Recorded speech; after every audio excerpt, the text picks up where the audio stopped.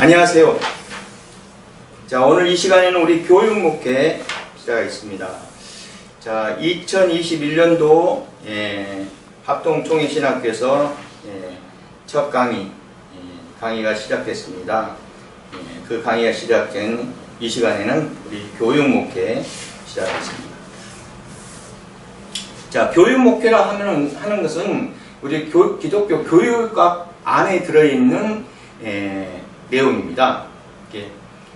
기독교 교육학이라 하면은 범위가 너무 광범위해서 뭐 유치부부터 교회학교부터 시작해가지고 작년부 하여튼 성경 교육 또 공과 뭐 이런 것까지 총망라해서 너무 범위가 크고 또 거기에 대한 내용들이 너무 광범위해서 그 중에서 우리 목회에 관련된 것, 교육을 통해서 목회에 관련된 것을 강의하고자 합니다. 그래서 교육 목회를 통해서 우리가 어떤 식으로 교육되며 어떤 식으로 목회를 하는가에 대한 것을 살펴볼까 합니다. 그리고 교재는 우리 홈페이지에 들어오면은 교재를 다운로드해서 볼 수 있습니다. 자, 우리 목차부터 한번 살펴보겠습니다. 처음에 서론, 그리고 그 다음에 교육 목회에 대한 이해, 이런 걸 다루겠고요. 여기서 우리가 보면은 교육 목회의 필요성, 또 의미, 뭐 이론적인 기초, 이런 것들을 살펴볼까 합니다. 그리고 가장 중요한 것은 뭐냐면은 교회 경신에 대해서 목회자의 경신과 교육 목회 이런 것, 또 평신도 교육을 위한 교육 목회 이런 것들을 좀 살펴볼까 합니다. 사실은 교회를 운영하는 데 있어서 여러 가지 많은 교육적인 문제가 있습니다. 또 어느 이렇게 교회를 운영하면서 보면은 교육이 잘 되어 있는 교회들이 흔들리지 않아요. 또 성도들도 신앙적으로나 영성적으로 교육이 잘 되어 있고 성경적으로 잘 교육이 되어 있고 교리적으로 잘 교육이 되어 있으면은 절대 이단에 의해서 흔들리고 넘어지지 않습니다. 그래서 이런 것들을 교육을 잘 하나님의 뜻이 무엇인가를 잘 분별하고 나아갈 수 있게끔 그렇게 교육돼야 되지 않느냐라고 봅니다. 또 세 번째, 교회 성장에 대한 이해, 교회 성장에 대한 정의나 근거 이런 것들을 살펴보고요. 또 신학적인 근거도 한번 살펴볼까 합니다. 성경 말씀을 성경의 구약과 또 신학을 통하여서 어떻게 신학적인 근거가 있는가를 살펴볼 거고요. 그 다음에 4번 교육 목회의 교회 성장에 관련된 것, 관계된 것, 교육 목회와 교회 성장에 관계된 것을 하려고 할 겁니다.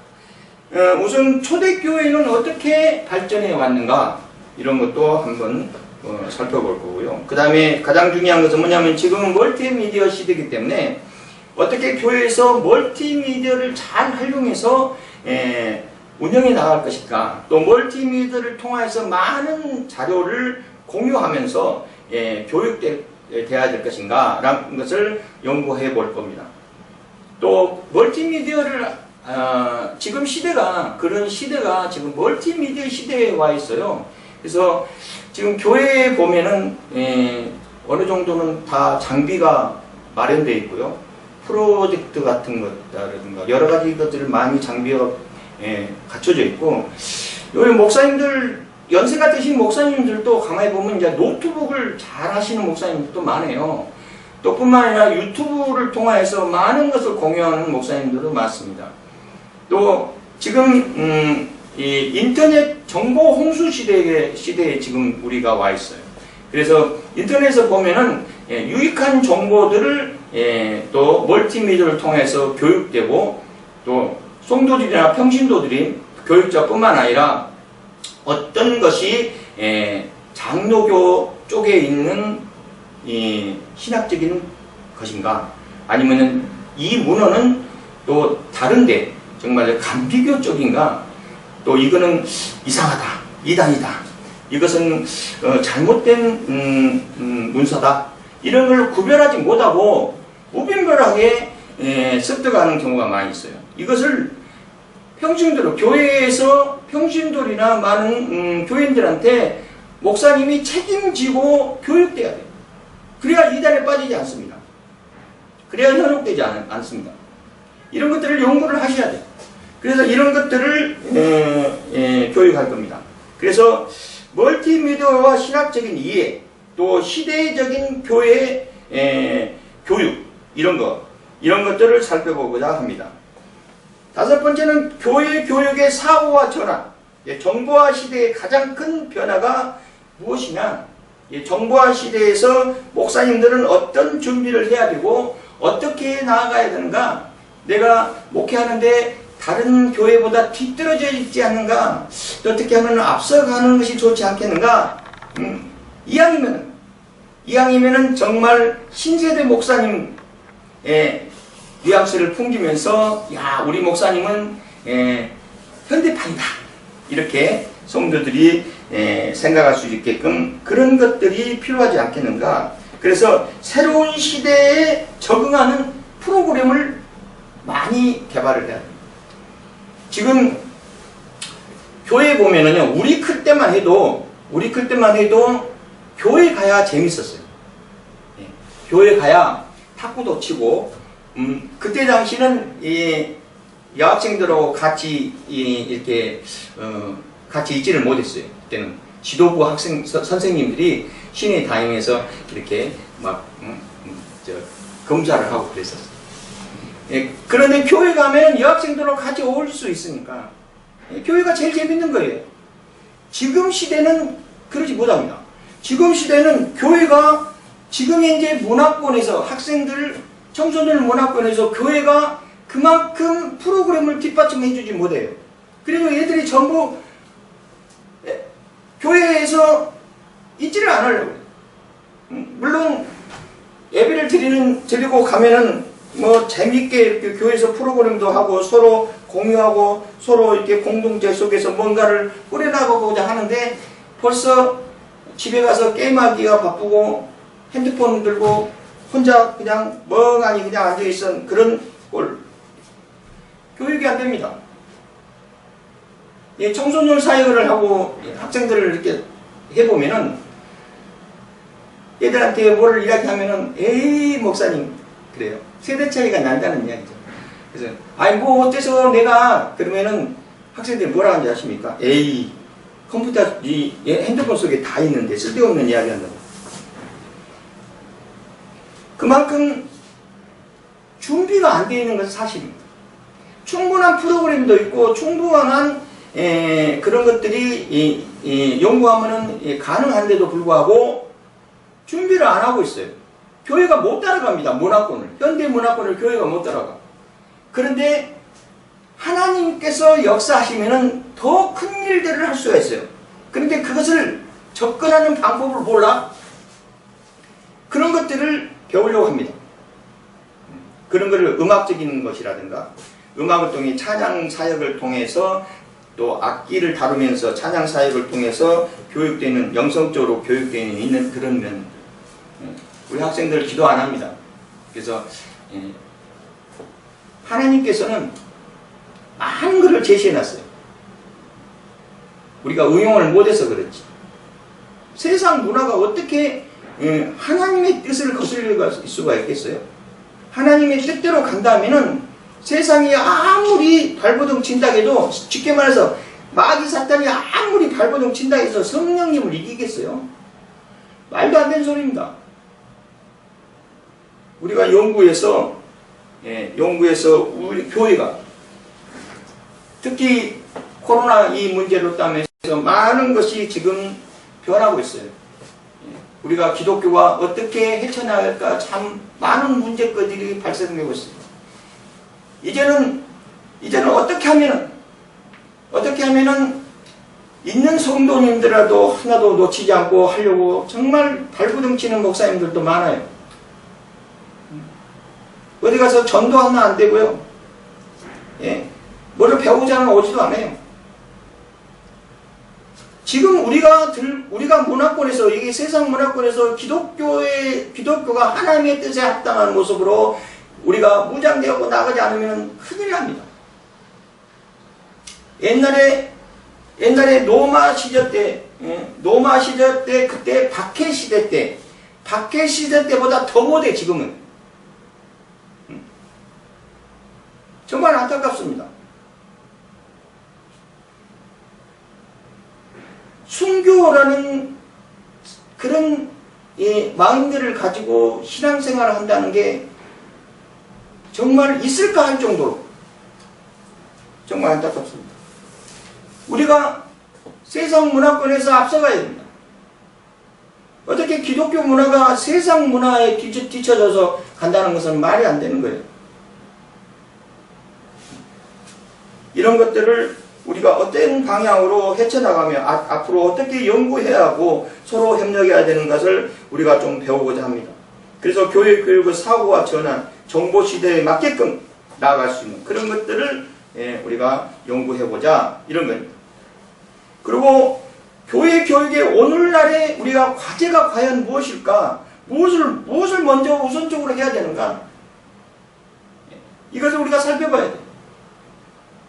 요새 학생들 또는 어른들을 보면, 우리 세상 쪽에 있는 사람들 보면은 대화를 하면요, 반이 욕이 반욕. 언어 수란이 전혀 안 돼 있어요.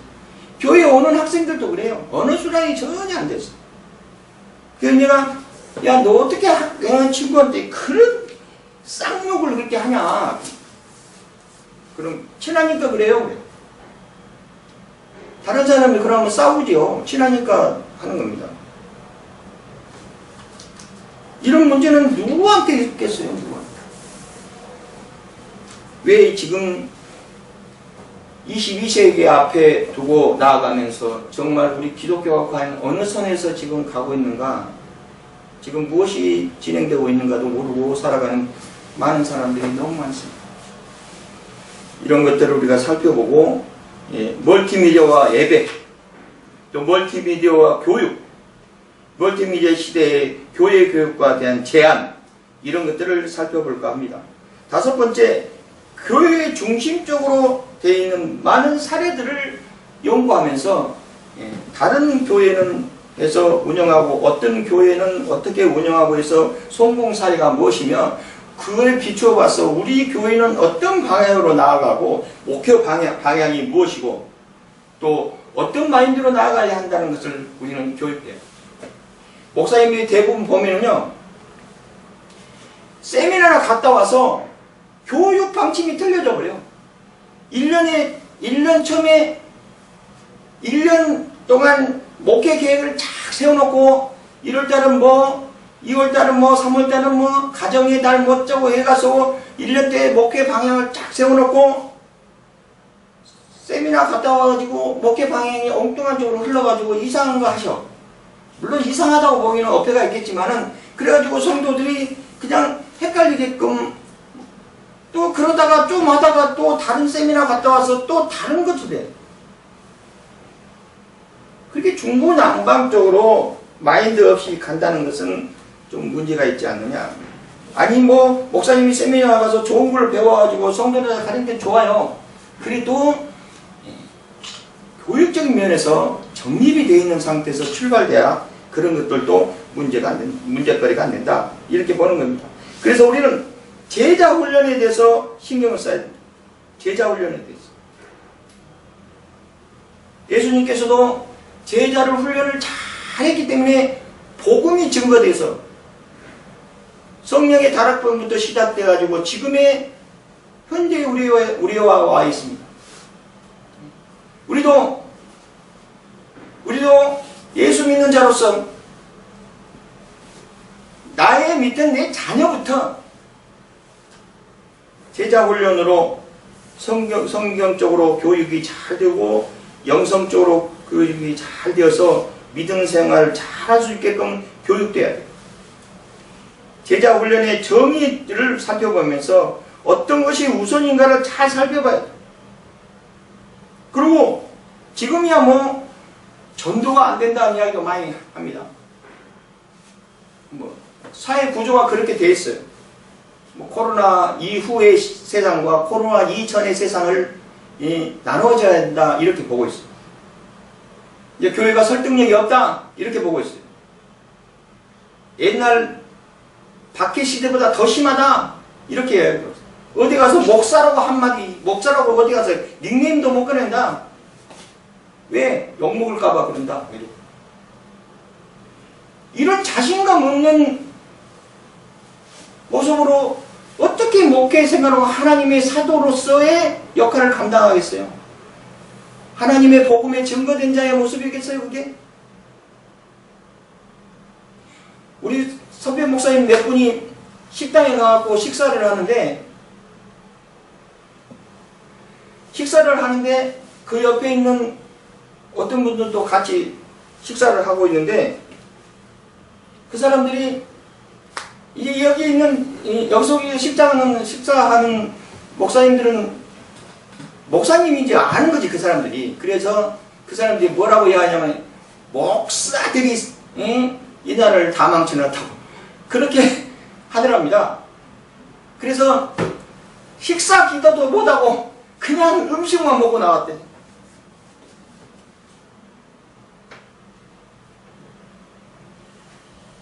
사탄아 물러가라 해야 됩니다 사실은. 하여튼 그러든 어쩌든 간에 우리 연구해야 돼요. 잘 헤쳐나가죠. 이 시대가 더 위험한 시대입니다. 왜 위험한 시대라고 그렇게 이야기를 하냐면 많은 신학자나 많은 학자들이나 많은 목사님이나 많은 인류학자들이 볼 때 마지막 때라고 그러고 있어요. 마지막 때라고 그래요. 많은 기근을 볼 때. 우리 믿는 사람들이 생각할 때, 또 신학자나 목사님들이 생각할 때 이 시대는 마지막 때라고 그래요. 왜 마지막 때라고 하신지 아십니까? 주님 오실 날이 얼마 안 남았다 이 말입니다. 주님 오실 날이 얼마 안 남았다는 것입니다. 그러면은 주님 오실 날이 얼마 안 남았으면은 우리 주님 오실 때 들림 받아야 될 거 아니에요. 낙오되면 안 되잖아요. 우리 식구들부터 성도들부터 우리 교인들부터 세상 사람들부터 전부 주님 오실 때 낙오되지 않고 들림 받아야 돼. 그래야 될 거 아니에요. 그러려면 어떻게 해야 돼요? 낙오되지 않게끔 교육돼야 돼요. 성경적으로 교육돼야 되고 영성적으로 교육돼야 되고 기독교적으로도 교육돼야 되고 양심적으로 교육돼야 되고 윤리적으로도 교육돼야 되고 교육돼야 돼요. 교육되지 않고 아무것도 머리에 담아지지 않는 상태에서 어떻게 준비할 수 있겠어요? 이런 것들을 우리는 앞으로 배워나가면서 헤쳐나가야 돼요. 하나님의 뜻이 무엇인지 분별해야 돼요. 또 목차 6번의 종교개혁의 교육, 종교개혁의 의미, 왜 종교개혁이 일어났을까?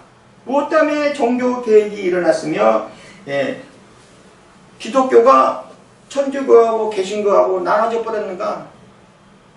이런 것들을 살펴보면서 우리는 개신교 쪽에 들어가는 거죠. 천주교가 아닙니까? 기독교는 원래 창조 전부터 있었어요. 나중에 교부들이 타락해가지고 야 이거 안되겠다 이렇게 가면은 하나님의 뜻이 아니다 이렇게 루터를 통해서 종교개혁이 일어났습니다. 그래가지고 새롭게 가자 개신하자 그래서 개신교라고 불러요. 뭐 천주교 성장에 당한 사람들이 야 너네들은 우리의 작은 집이다. 절대 아닙니다. 우리는 원래부터 있었어요. 기독교는 처음부터 있었습니다. 태초의 말씀이 개신이라고 그랬어요. 지네들이 타락한 거예요. 지네들이 면죄부 팔고 타락한 거죠. 면죄부를 왜 팔은지 아십니까? 그때 당시에 교황에 관련된 것들은 왕보다 위권이 있었어요. 왕이 승계를 받으면 교황 앞에서 무릎을 꿇고 승인을 받아요. 그런데 정치적으로 서로 견주다 보니까 나라의 귀족들은 땅덩어리도 많고 부자고 돈도 많으니까 정치 자금이 많아서 정치가 활발하게 되는데 교황 쪽에는 교부들은 그 왕처럼 귀족처럼 그렇게 돈이 없으니까 정치적 자금이 부족해갖고 맨날 끌려다가는 꼴이 되는. 그래서 안 되겠다. 우리도 돈을 모아서 정말 일꾼들을 모아가지고 왕 위의 선에서 군림하는 모습으로 나아가자 해가지고 면접을 팔기 시작했어요. 어떤 사태까지 간지 아십니까? 문헌에 살펴보면은 면접을 먼저 사. 그러고 난 다음에 친구를 살해하고 친구의 재산을 탐하고 친구의 철을 범하고 그래도 면접을 샀으니까 제가 면접해갖고 면접을 샀으니까 제가 아니다. 그 정도로 타락해갖고 갔어요. 루터가 생각할 때 그때 당시에 큰일 난 거죠. 우리는 1대1로 하나님과 응답돼야 되고 1대1로 하나님께 반사돼야 돼요. 믿음은 거울입니다. 하나님께 비친 우리는 100% 반사돼야 돼요. 나중에 거울의 속성이 나중에 반사돼야 돼. 이런 거 없습니다. 비치면 비친 대로 바로 반사되는 것이 거울이에요. 거울이 흐리멍텅해가지고 100% 비치는데 50%, 20% 이렇게 반사 못한다는 그런 믿음이 약한 거예요. 하나님께서 나에게 영광과 은혜로 비추면 나는 100% 응답돼야 돼요. 루터가 그때 생각할 때 큰일 난 거죠. 그래서 이러면 안 된다 너네들. 그래가지고 95개의 조항을 앞에 내세워서 개혁을 한 겁니다. 그래서 지금에 와서 종교 개혁이 일어나고 지금 우리를 개신교라고 해요.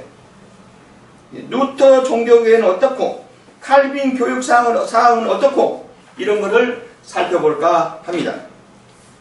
자, 우선적으로 서론으로 들어가서 오늘 본교재 서론으로 들어가서 보겠습니다. 오늘날 한국교회의 상황을 일반적으로 4만여 교회, 이 자료는요 90년도 후반에 있는 자료예요. 2000년 전에 있는 자료가 한 10년 전에 있는 자료입니다. 그렇기 때문에 지금은 더 많을 수도 있고 오히려 더 적을 수도 있어요. 그냥 보편적으로 그랬다는 겁니다.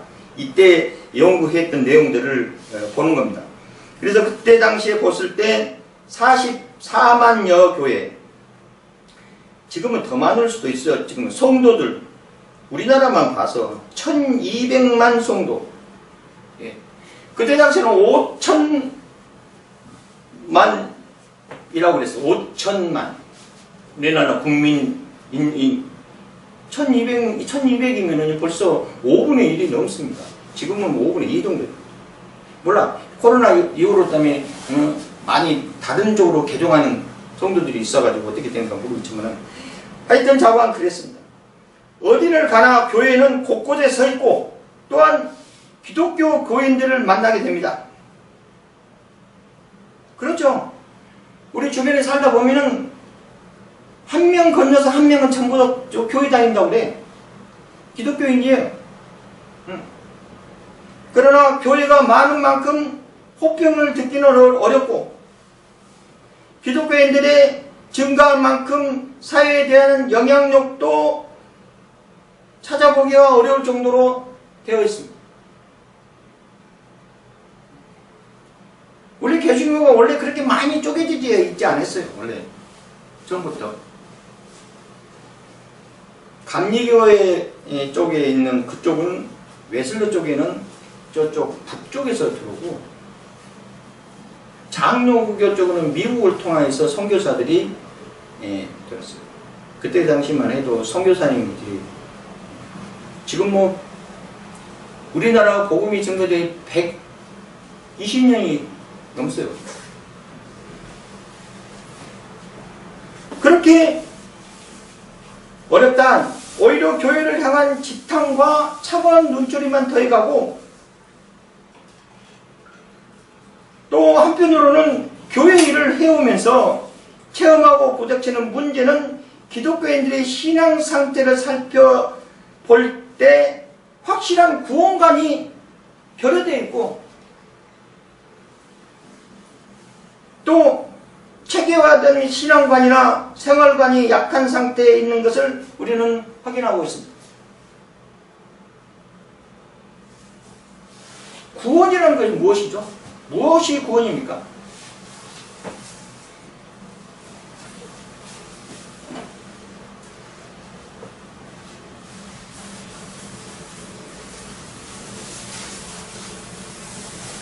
구원이라는 것은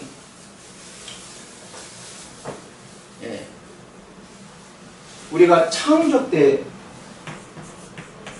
하나님이 창조하실 때 창조 때 보면은 하나님이 세상을 만드십니다. 거기서부터 출발해야 구원을 설명할 수 있으니까 하나님이 세상을 만드셨어요. 그리고 그 세상 속에서 6일 만에 세상을 만드시고 6일 동안 인간과 세상을 만드시고 7일 안식하셨어요. 6일 때 아담을 만드셨습니다. 흙으로 빚어서 생기를 불어넣고 많은 능력과 권한을 부여하면서 세상을 다스리고 번식하라 해서 세상을 만드시고 아담에게 모든 이임권을 넘겨주셨어요. 그리고 거기에다 생기를 불어넣어서 생존하게끔 역사하셨습니다. 우리는 생존하고 번성해야 돼요. 그리고 또 하나님께서 아담과 약조를 합니다. 선악과를 심어놓고 그 선악과를 통하여서 아담과 약조를 합니다. 그게 최초의 율법입니다. 하나님께서 정령 이거는 다른 과실은 다 먹되 이 실과를 먹지 마라. 이거를 먹으면 너는 정령 죽으리다 했습니다. 그때 하나님께서 육을 창조하시고 아담의 사람을 육을 창조하시고 거기에 생기를 불어넣어서 영까지 창조했어요. 근데 영육이에요. 영육 이게 인간이에요. 인간. 그리고 이것이 나의 자신입니다. 나의 자신. 나의 사실 나입니다. 나. 예. 하나님께서 나를 창조하셨죠. 그래서 육과 영을 창조하시고 자연스럽게 세상을 살아갈 수 있게끔 역사하셨어요. 근데 아담이 하나님과 약조한 것을 어기고 선악과를 먹어버렸어요. 선과 악을 구별할 수 있는 능력이 들어있는 실과를 먹어버렸어요. 예. 선악과를 먹어버렸어요. 이 선악과는 선과 악을 구별할 수 있는 능력이 들어있는 실과입니다. 그래서 하나님하고 약속을 어겨버렸어요. 그래서 하나님과 단절되어 있는 겁니다. 그러면 뭐가 됐어요? 이 영이 죽어버렸어요. 영이 죽음바 되었어요. 영이 죽어있으니 뭐가 잘 되겠습니까? 그래서 하나님께서 구약을 통해서 볼 때 살펴보면은 이 녀석들을 출애굽시켜서 인도하는 데 있어서 볼 때 많은 영육간에 이게 영이 죽었으니까 육과 영이 혼합이 안 되니까 하나님의 뜻대로 구원에 이루지 못하고 죄만 짓게 되니까 악으로만 이 악한 쪽으로만 가게 되니까 하나님께서 안 되겠다 해가지고 돌판에 십계명을 새겨서 너네들은 이렇게 지킴으로 인해서 영육간에 강건해져 가지고 하나님 나라에 올 수 있다. 구원받을 수 있다. 여기서 구원이 나오는 거예요. 여기서. 구원받을 수 있다 이 말입니다. 예. 구원받을 수 있다 하는데 그거를 지키지 못했어요. 율법이 율법을 낳고 절대 인간은 지킬 수가 없어. 그래가지고 돌판 하나를 깨뜨렸음에도 불구하고 다음에 한 번 더 새겨줬어도 못했어요.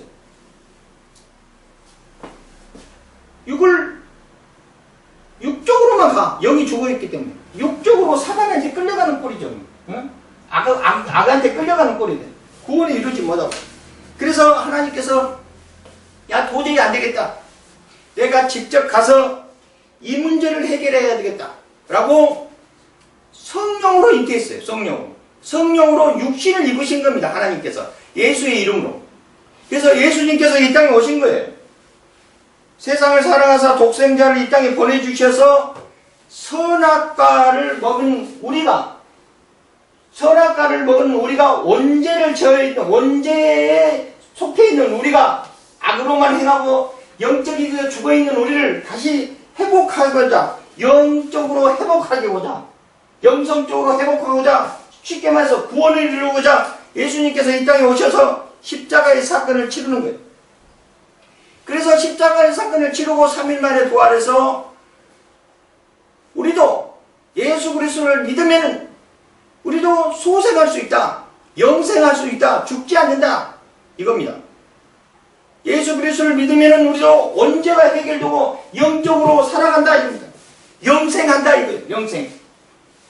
영생할 수 있다. 예수 그리스도를 믿고 구원을 얻으면 우리는 뭐요? 영생할 수 있다, 이거예요. 영생. 영혼으로 생존할 수 있다는 거예요. 그래서 영혼으로 생존할 수 있는 절대 사당, 예수님께서는 십자가의 사건으로 사단과 대적 속에서 승리하셨어요. 세상을 이기셨어요. 사단의 마지막 술수는 모든 것을 소멸하는 겁니다. 모든 것을 죽이는 거예요. 그러나 예수님께서는 다시 살아나셨어요. 어느 인류의 어느 사람이 죽었다가 살아난 사람은 한 명도 없습니다. 그러나 예수님께는 사단의 마지막 카드를, 죽음이라는 핸디캡을 극복하셨어요. 그래서 우리도 예수 믿으면 안 죽는다는 겁니다. 영생할 수 있다, 생존할 수 있다는 겁니다. 절대 안 죽는다. 특히 마귀 사탄의 대적 속에서 예수 그리스도의 이름으로 물리치면 우리는 승리할 수 있다는 것입니다. 이게 구원입니다. 그래서 이제는 예수 믿음으로 인하여서 이제는 어떻게 돼요? 선은 하나님께 영광이고 악은 예수 그리스도 이름으로 다스려야 돼. 예수 그리스도 이름으로 다스려야 돼. 그래서 이제는 예수 믿었으니까 선한 모습은 하나님께 영광이고, 왜? 어차피 선악과를 먹은 분별을 가질 수 있는, 분별력을 가질 수밖에 없는 선악과를 먹어 있는 상태지만 이거를 다시 원점으로 돌아갈 수는 없죠. 그래서 어차피 마음에 들고 안 들고 하는 것이 있어도 우리는 마음에 드는 쪽으로, 긍정적으로, 물음표가 없이 느낌표 쪽으로 가야 돼요. 긍정적으로 가서 이제는 하나님의 뜻을 안다는 이야기예요. 예수 그리스도 믿음으로. 그래서 이제는 구원받은 자이기 때문에 선한 것은 하나님께 영광이고 악은 예수 그리스도 이름으로 물러가라 해야 된다, 이 말입니다.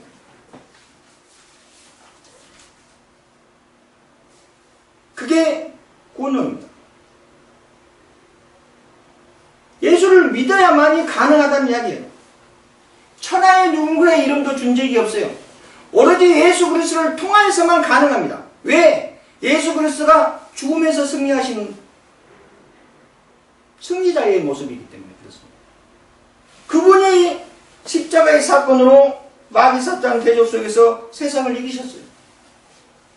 천하의 누구도 그렇게 하지 못해요. 왜? 누구도 성령으로 잉태한 사람 한 명도 없기 때문에 그렇습니다. 왜 예수님만 가능하느냐? 우리는 조상의 씨에서, 아담의 씨에서 계속 어머니 몸으로 옮겨오고 해서 지금 우리는 아담이 범죄한 것을 이어왔어요. 예. 그래서 우리는 원죄를 가지고 있는 자들입니다. 예수 믿고 구원받았기 때문에 원죄를 사해 주신 거예요. 하나님께서 나의 원죄를 사해 주시고 칭의를 입혀서 나는 구원의 반열에 쓴 거예요. 그러나 모든 사람들은 아담의 조상을 가지고 있기 때문에 다 원죄를 가지고 태어나. 그러나 예수님은 원죄를 가지고 태어나지 않았습니다. 성령으로 잉태했기 때문에 그렇습니다. 그래서 예수님은 성령으로 잉태했기 때문에 아담의 씨를 받지 않았어요. 왜? 원죄가 있는 사람은 십자가에 100번, 1000번 죽어도 다시 부활할 수 없어요. 마귀 사탄의 대적으로 승리할 수 없어요. 원죄가 없는, 흠 없는 어린 양이 십자가의 사건으로 제사된 바 되어서 하나님께서 흡양하시고 우리의 죄사함을 받게 만들어주고 우리의 구원을 이루게 하시는 겁니다. 그래서 예수님께서 이 땅에 오신 목적이 십자가의 사건으로 어린 양의 모습으로 오셔서 어린 양으로 모습으로서 제사된 바 되어서 하나님께서 흡양하시고 예수 믿으면 예수가 다시 사는 것처럼 우리도 다시 생존할 수 있다. 구원을 이룰 수 있다. 죄사함을 받을 수 있다. 이겁니다. 이것이 구원론이에요. 여기서 하나의 오차라도 틀리고 여기서 하나라도 왜곡되면 이단입니다.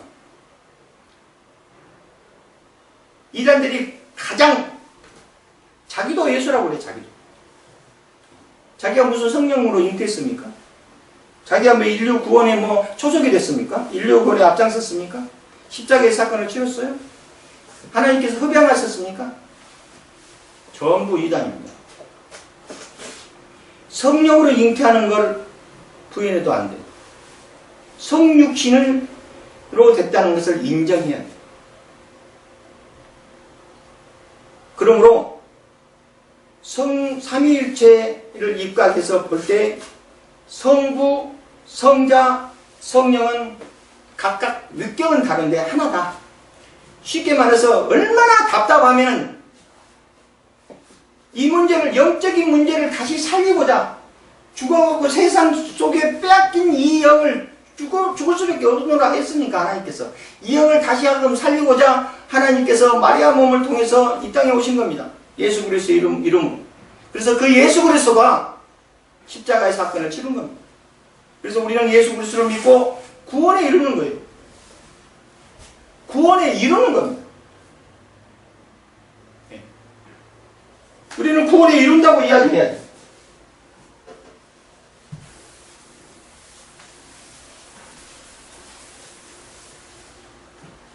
우리는 구원에 이룬다고 이야기해요.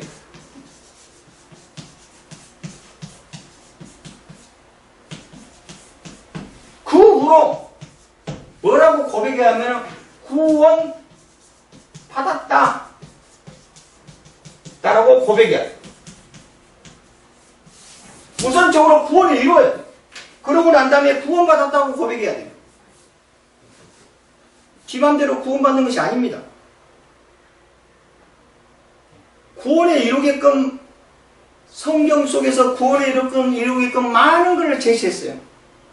우리는 구원에 이루게끔 많은 것을 성경 속에 제시했어요. 성경이 쭉 살펴보면은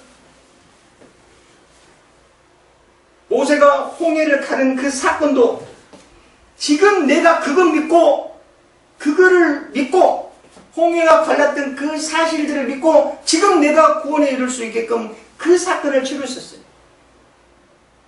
따지고 보면은 나 때문에 그런 거나 마찬가지입니다.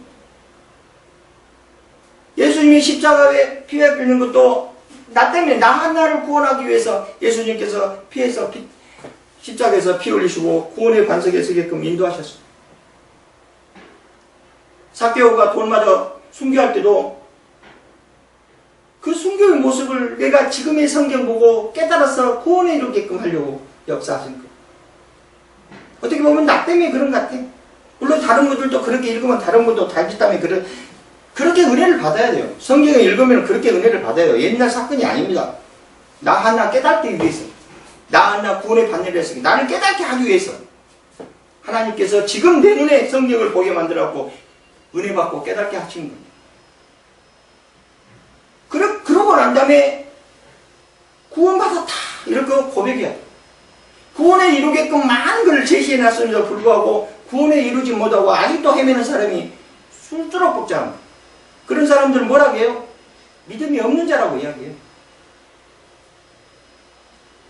우리는 예수 믿었기 때문에 이미 구원에 이루었고 이제는 내가 구원받았다라고 고백할 수 있는 그런 믿음의 자세가 필요합니다. 이게 가장 중요합니다. 이게 바로 구원론이에요. 그러면은 구원론이라는 단어가 나왔어서 구원론에 대해서 설명하고 있는 겁니다. 아주 쉽게 설명하는 거예요, 지금.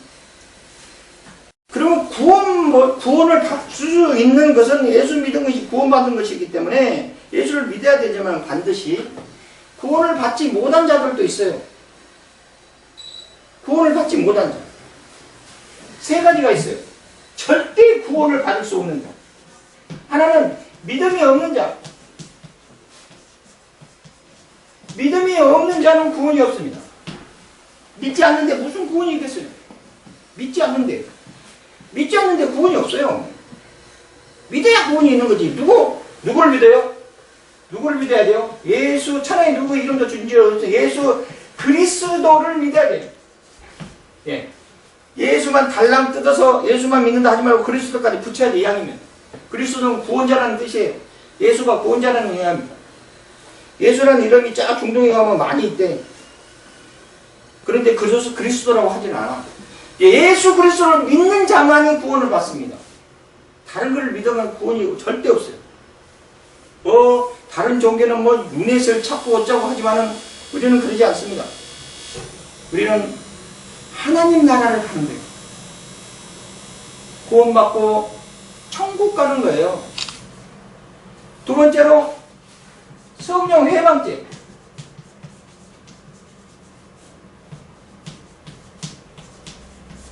성령 회방하는 사람은 구원이 없습니다.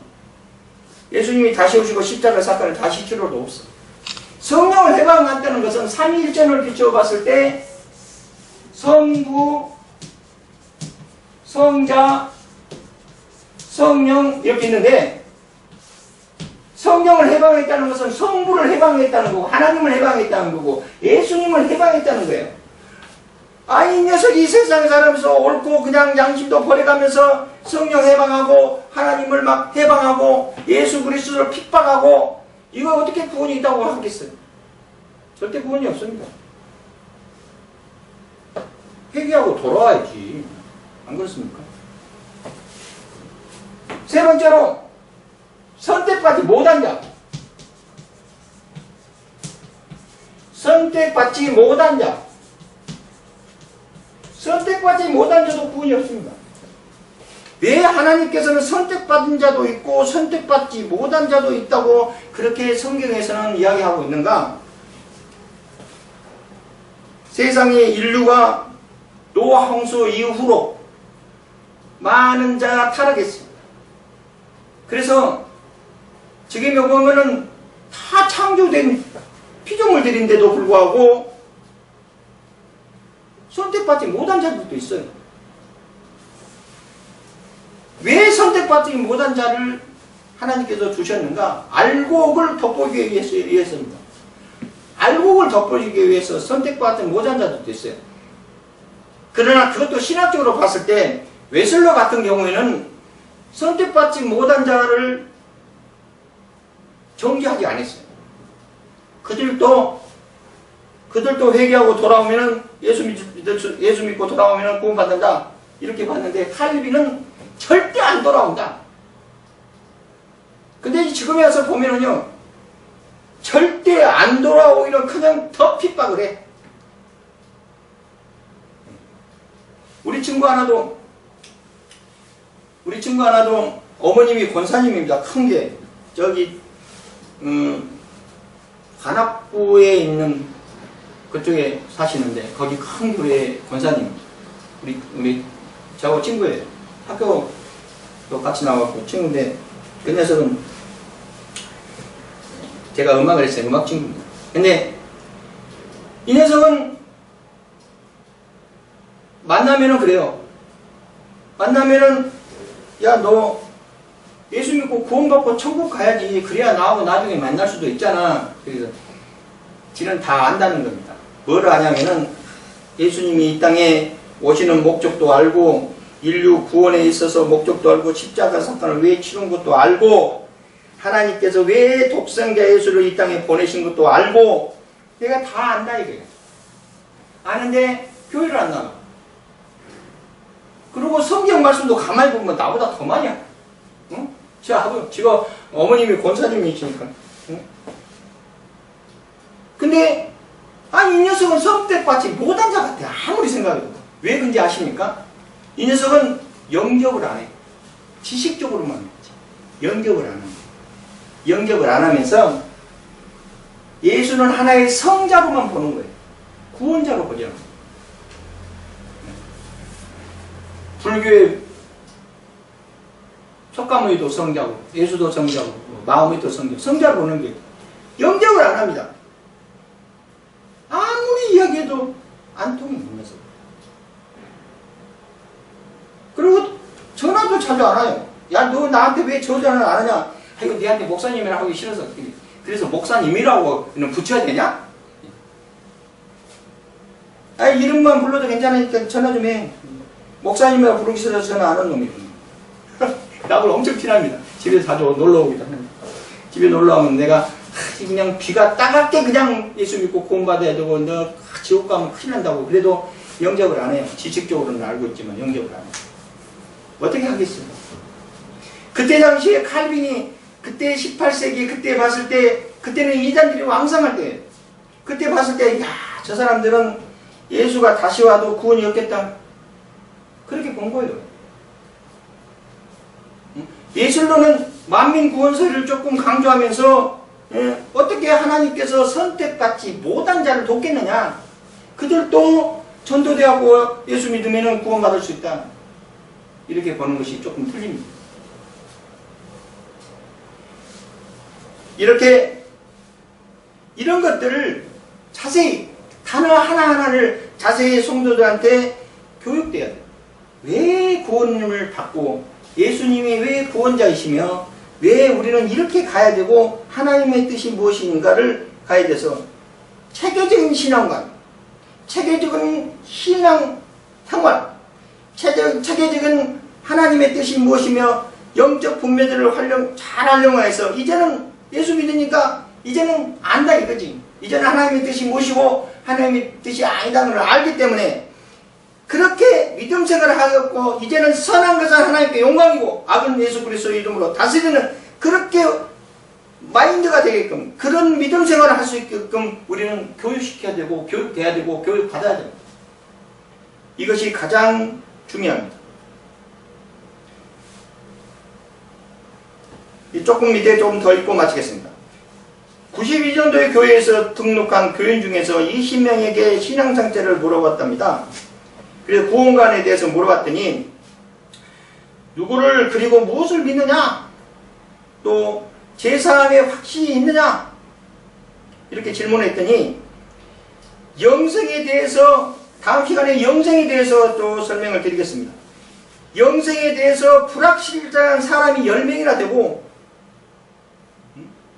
그 다음에 확신을 가진 사람 4명 20명에게 물어보면 20명 대답하는 사람이 6명 전도 나가서 기독교인이라고 하는 사람을 만나서 복음에 대해서 확인해 보면은 우물쭈물을 하면서 전도도 못하고 이만큼도 이야기 못하는 사람이 대부분이고 이런 신앙 상태를 볼 때 구원관 또는 교회를 다니는 목적 체계화되고 구체적인 신앙관 등이 미흡하거나 정립이 안 되어서 있던 것을 우리는 찾아볼 수 있다. 다음 시간에는 이런 문제를 좀 바라볼까 합니다. 수고하셨습니다.